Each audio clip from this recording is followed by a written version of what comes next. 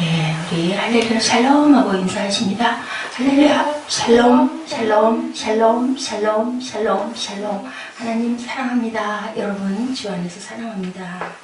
예, 오늘 엿새째 6일째입니다. 우리 블레싱 새벽 특세입니다. 역대상 레위의 가게 이렇게 해서 나오죠. 하나님의 궤를 메고 어떻게 해서 제일 먼저 번제로 화목제로 하나님 앞에 드리니라 메고 들어가 다윗이 얼마나 좋았을까요? 이제 성공을 한 거예요. 그죠? 번제와 화목제 드리기를 마치고 야훼 이름으로 백성에게 축복하고 잔치가 열렸어요. 이스라엘 무리에 물은 남녀하고 매명에 떡 한 덩이와 그 많은 사람을 어떻게 떡을 한 덩어리와 또한 고기 한 조각과 건포도 병 하나씩 나누어 주었더라. 엄청난 잔치를 벌였어요. 또 레위 사람을 세워 야훼 궤 앞에서 섬기며 레위 사람이 꼭 궤를 메야 되는 거죠. 고앗 자손이 이스라엘 하나님 여호와를 참 칭송하며 감사하며 찬양하게 하며 그 바람에 오베데돔 가족이 이제 살아 일어난 거죠. 그 3개월 동안 모시는 고앗 자손이다 보니까 이렇게 하나님이 꼭꼭 박아놓고 꼭 필요할 때 쓰십니다.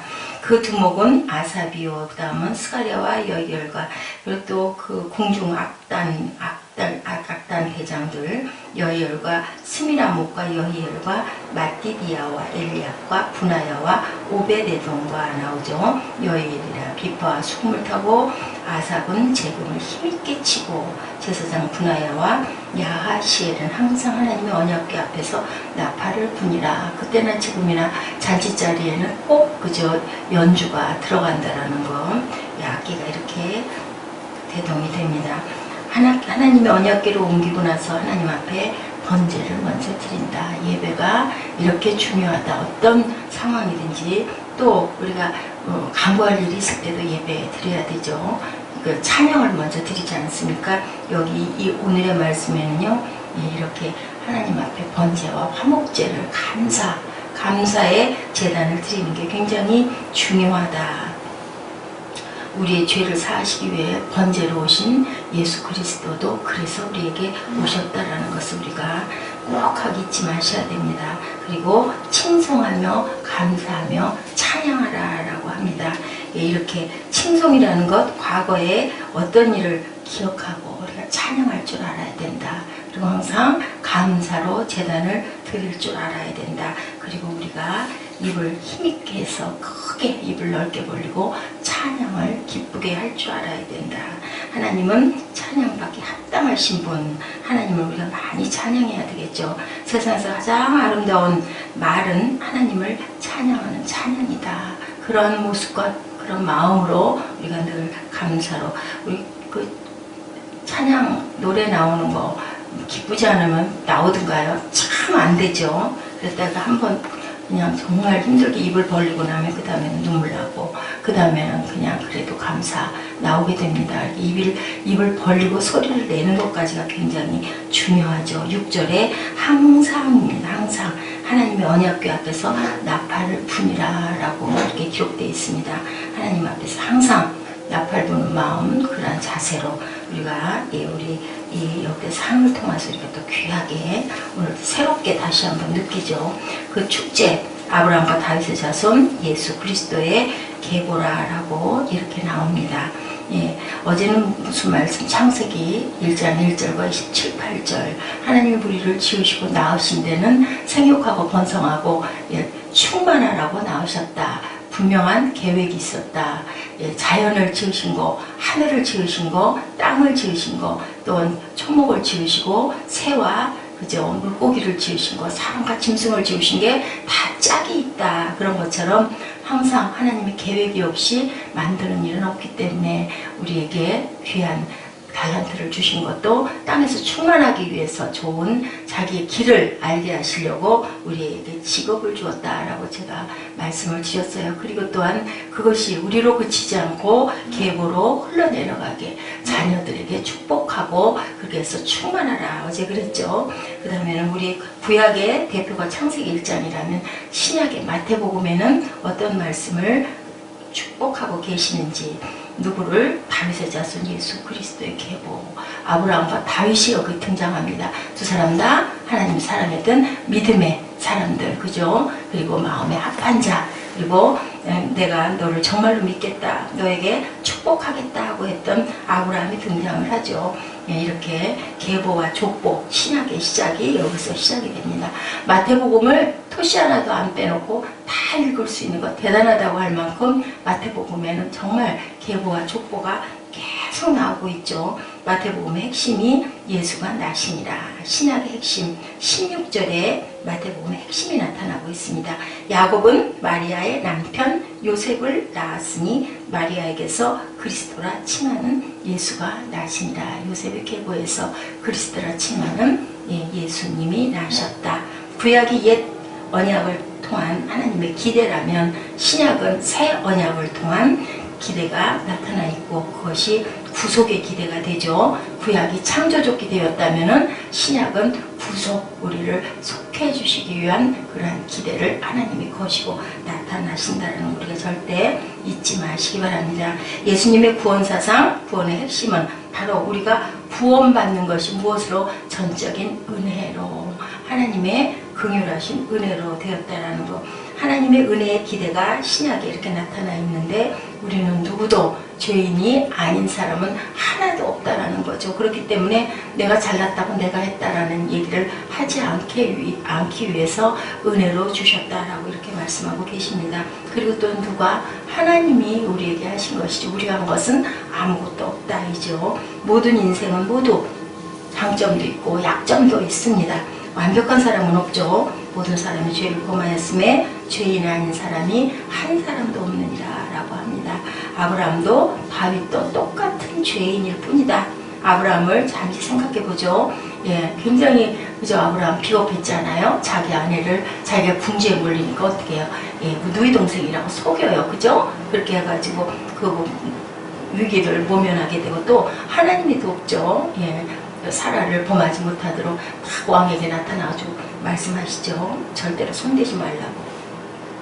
하나님이 아브라함을 쓰신 이유 뭐 때문에 쓰셨을까요? 그럼에도 불구하고 다윗도 마찬가지죠. 밧세바 사건, 그렇게 아주 정말 자기에게 충성했던 정말 충직한 그러한 그 우리아를 그렇게 해서 죽입니다. 사람이 정말 얼마나 완악하고 내 욕심을 위해서는 정말 그렇게 불의를 뻔히 알면서도 하나님 계신 걸 아는 다윗도 그렇게 잘못을 하죠. 믿음의 조상이었기 때문이에요. 믿음 때문에. 히브리서 1장 8절에 믿음으로 아브라함은 부르심을 받았을 때 어떻게 해서 순종하여 장래 기업으로 받을 땅에 나아갈새 갈 바를 알지 못하고 나갔다. 아무것도 모르고 어디가 어딘지도 모르면서 가라 하시니까 떠났어요. 근데 성경에는 결과만 나타나야지 과정은 나타나지 않습니다. 중간에, 그죠? 처음부터 가나안 땅으로 간 게 아니었죠. 가다가 중간참을 합니다. 왜 그랬을까요? 거기는 그래도 그만큼 있을 만한 자리였기 때문에 가다가 그 가나안까지 가지 않고 중간에서 머물다가 누가 돌아가고 아버지 데라가 돌아가고 나서는 다시 떠날 수밖에. 그러니까 우리가 과정이 분명히 있었을 것이고, 아브라함도 또한 엄청난 갈등도 했을 것이고, 처음부터 이렇게 굳은 믿음은 아니었다라는 거예요. 그러할지라도 아브라함은 하나님을 신뢰하고 믿은 부분이 여러 군데 나오고 있습니다. 믿음의 조상이라고 할 만한, 하나님이 보시기에, 그죠? 나중에 누구를 가지고 시험을 해요? 세상에 하나밖에 없는 아들을 바치라고 그래서 번제단에 바치고 나니까 내가 네 믿음을 이제 알겠노라 라고 시험을 반드시 거친다라는 거. 하나님은 그만큼 내가 사랑하는 자녀일수록 우리가 감당하기 어려운 것도 딱 제시를 하시고, 어땠어요? 요단에 발을 딱 디드니까 빠져 죽을 수도 있는데 죽으면 죽으리라. 중요합니다. 그랬을 때 하나님께서는 절대로 그렇게 만들지 않으신다라는 거예요. 어딘지 모르고 떠났다고 해서 가나안이 알지도 못하는 데를 정말로 거기서 아주 번창하게 갈대아 우르가 그렇게 아주 발달된 곳이었다라고 지금 새록새록 굉장히 그 곡을 진단을 하는 사람들을 통해서 나타나고 있습니다. 히브리 11장 8절, 그렇게 4장, 로마서 4장 18절에도 아브라함이 바랄 수 없는 중에 바라고 믿었으니 이는 내 후손이 이 같으리라 하신 말씀대로 많은 민족의 조상이 되게 하려 이남이라고 합니다. 우리만 잘 먹고 잘 살 게 아니라 우리가 애쓰고 노력하고 이렇게 이루고 가는 것은 우리 후대들이 하나님께 축복을 받으라고 하나님께서 조상 그 후대 1000대까지 10,000대까지 복을 주신다고 그러죠. 잘못하면은 너희들 3대를 멸하겠다라는 말씀은 있지만 우리 후대들은 어때요? 1000대까지 복을 주신다고 하십니다.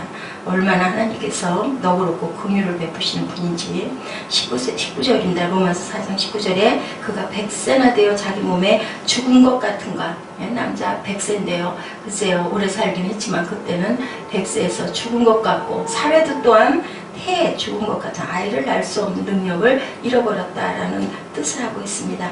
믿음이 없어 하나님의 약속을 의심치 않고 믿음이 있었다라는 거죠. 의심하지 않았다. 믿음에 견고해져서 하나님께 영광을 돌리고 21절 약속하신 그것을 또한 능히 이루실 줄을 확신하였다라고 이렇게 말씀하고 있습니다. 어쩔 수 없다 그래가지고 어때요? 종 엘리에셀에게 이렇게 후대를 낳아야 되겠다 했더니 또 하나님이 나타나세요. 75세에 나타나셔서 이제는 100세가 다 돼가는데도 아이를 주시지 않으니 우리 같아도 한 너댓 번은 그런 마음을 먹고도 또 먹고 뭐 결국은 또 이스마엘이 나오기도 하지만 하가를 통해서 나중에는 그렇게 되기도 하지만 또 나타나시죠. 내가 내 아내를 통해서 분명히 내 씨를 줄 것이니 좋은 복으로 그렇게 하지 말라고 또 말씀을 하시죠. 이렇게 해가지고 결국은 어떻게 해요? 그 믿음 때문에 아브라함을 통해 예수님이 오시도록 그렇게 만드신 하나님의 귀한 섭리. 다윗 또한 하나님의 마음이 합한 사람. 그런데도 또한 범죄자 바세바 사건이 있었죠. 그럼에도 불구하고 하나님이 버리시지 않은 이유는 뭘까요? 다윗은 정직했습니다. 잘못했을 때 나단 선지자가 와서 얘기할 때 왕이었어요. 그러면 네가 웬 잔말이야? 그냥 이런 자에 칸칼에 죽일 수도 있었는데 그냥 침상 밑에 꿇어 엎드려 잘못했습니다. 빌죠. 이렇게 자기를 드러낼 줄 아는, 잘못을 드러낼 줄 아는 것이 정직한 것이고 용기이고 믿음이라는 겁니다. 끝까지 아이들 그렇게 아주 거짓말하고 그러면 얼마나 미워요. 얄밉지 않습니까? 근데 잘못했다고 금방 그냥 고개 숙이고 빌면은 때려줄 것도 안 때려주게 돼요. 우리도 똑같아요. 부모 마음하고. 하나님은 어떠시겠습니까? 실수가 있고 범죄도 있었지만 제가 무엇이 간데 이렇게 저를 사랑하십니까? 시편 8편에도 그렇게 고백을 하죠. 밤하늘의 별을 보면서 우리가 보기에는 얼마나 아름다운 것 같죠. 그렇지만 얼마나 고되고 얼마나 춥고 그죠? 그쪽 나라 겨울 밤 날씨에 얼마나 온도가 내려갑니까? 낮에는 얼마나 뜨겁습니까? 그런데도 저를 이렇게 사랑하십니까? 하고 아주 그렇게 아름다운 시들을 많이 지었던 하나님을 아주 사랑했던 그런 다윗이기 때문에 내 마음에 합한 자다. 마태복음에는요 통상적 유대인들 사건에서 볼 수 없는 그럼에도 불구하고 여인들 4명이 기구한 여인들 4명이 드러나고 있습니다. 그 유대인들에게는 여인들은 사람 죽에 계산에도 넣지 않았는데 특별하게 나타나죠. 아브라함과 다윗의 자손 족보 속에 룻은 이방인, 보아면 전부 다 또 이방 여직이에요. 뭐라 그래요? 개와 같다고 하죠. 근데 전부 다 아브라함과 다말 시아버지를 속여서 자녀를 둔 여인, 기가 막힌 사건이죠. 라합은 여리고 출신에다가 이스라엘 스파이를 도와준 민족의 반역자일 수도 있어요. 게다가 창녀 출신입니다. 룻은 롯의 후예예요. 롯의 후예 모압 족속. 밧세바는 다윗 왕을 어떻게 보면 타락을 시킨 장본인이라고 볼 수도 있는 그러한 아주 구구절절 기구한 사람들 4명 어떻게 이렇게 모아놨는지. 그렇기 때문에 우리가 어떤 집안도 그저 흉허물이 없는 집안은 없고 그럴지라도 거기에서도 그런 말 있죠. 황무지가 장미꽃을 피울 수 있는 것 같이 하나님께서는 우리들의 생각과 너무 다르시죠. 예수님이 제자들을 둔 것도 또한 그렇게 아주 세상에서 소외되고 쓸모없을 것 같은 자들을 통해서 제자를 세워가는 그런 모습. 결국은 뭐예요? 혼돈에서 질서를, 흑암에서 또한 이렇게 광명과 빛을 만드시는 하나님의 섭리라는 것을 우리가 봅니다. 마틴 루터가 이런 말을 했어요. 예수님은 죄인을 위해서 오셨고 죄인을 통해서 오셨다라고 이렇게 말씀합니다. 족보 속에 훌륭하고 착하고 지혜로운 왕들도 있지만 마태복음 통해서 또 보면은요, 창세기에도 보면은요, 얼마나 아주 못된 왕들이 많이 나오니까 마태복음 통해서 쭉 보면 7절에 아비야, 우리가 그 열왕기 상하 공부를 했기 때문에 8절에 요란, 아는 이름들의 9절에 아하스, 10절에 므낫세, 악한 왕으로 아주 유명하죠. 어리석은 왕들 로보암, 우시야, 시드기야 아주 어리석고, 또한 어리석을 뿐만 아니라 악하기도 엄청나게 악해서 백성들을 괴롭혔던 그런 왕들. 그런데 거룩하신 메시아 족보가 이렇게 해서 이루어진다라는 거 기가 막힌 이야기입니다. 마태복음 1장 10절에 히스기야는 므낫세를 낳고 므낫세는 아몬을 낳고 아몬은 요시아를 낳고 어때요? 전부 다 악한 왕들. 그래서 입에 올리기도 힘들게 악한 왕들이 거룩하신 메시아 예수님 족보를 들춰보면 정말로 이런 대단한 아주 악하고 어리석고 못된 그런 사람들로 점철이 되어 있다는 것을 우리가 생각합니다. 그런 것으로 봤을 때, 우리가 어떤 징조다 해도, 어떤 우리 집안에 어떤 허물이 있다 하더라도 결코 실망하고 낙심할 것은 없다. 거기에서도 귀한 믿음의 자녀들, 조성들이 많이 나올 수 있다는 것을 생각합니다. 마태복음 1장 21절입니다. 아들을 낳으리니 이름을 예수라 하라. 이는 그가 자기 백성을 저희 죄에서 구원할 자이심이라 하니라.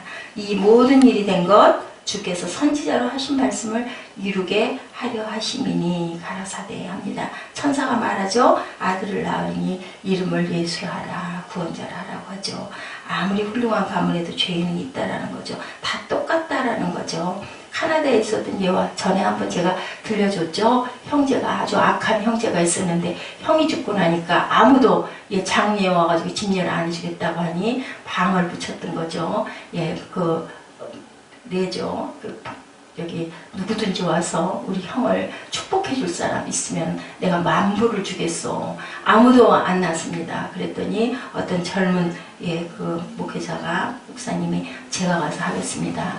그거 보려고 많은 사람들이 인산인해로 가득가득 모였다라는 거죠. 그랬더니 얘기했다고 그러지 않습니까? 정말 악한 짓을. 거기는요, 딱 그 관을 열어놓은대요. 화장을 시켜가지고 사람들이 다 볼 수 있게끔.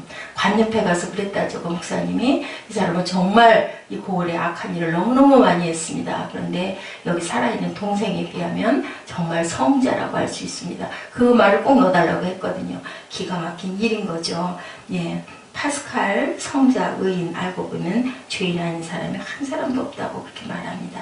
그 예수님이 오셔서 우리 죄를 담당하시고 우리를 오늘도 이렇게 살려주시고 살게 하신 그 이유는 그래도 희망을 가지고 열심히 살아서 네가 생육하고 번성하여 땅에 충만하라는 복을 주셨다라는 겁니다. 에베소서 2장 8절에 너희는 그 은혜로 인하여 믿음으로 말미암아 구원을 받았나니 행위에서 난 것이 아니요 하나님의 선물이다.